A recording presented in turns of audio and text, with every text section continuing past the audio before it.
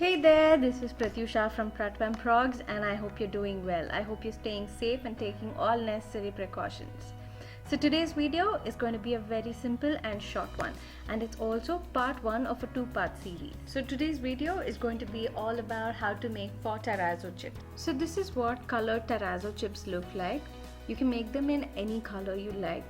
I have made them in colors of blue, purple, reds, pinks, yellows. Sky is the limit. So let's get started. So I take a rubber bowl and add a scoop of white cement into it. This is Birla white cement that I'm using, but you can use any white cement that you can find. Next, I add the color that I want the terrazzo chips to be in. I'm adding forest green here. I then go about adding very little water and I start mixing. I add water as and when required. I don't want very thin flowy consistency, but I want a consistency that I can spread on a sheet. And I'm going to make sure that I don't have any lumps in the mixture that I make.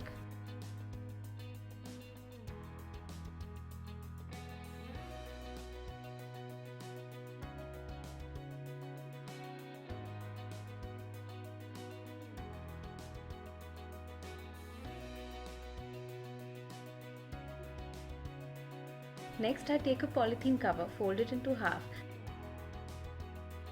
I add the mixture that I just created in one half of the polythene cover.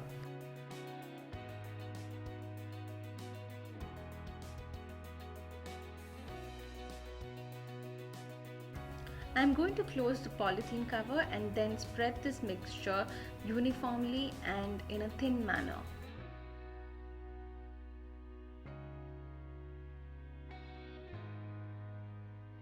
Once done, I'm going to let it dry for about 24 hours. So this is how it looks once dry. Just open the polythene up and it'll start cracking on its own. Just make it into smaller sizes and you can store them in any container and use them later.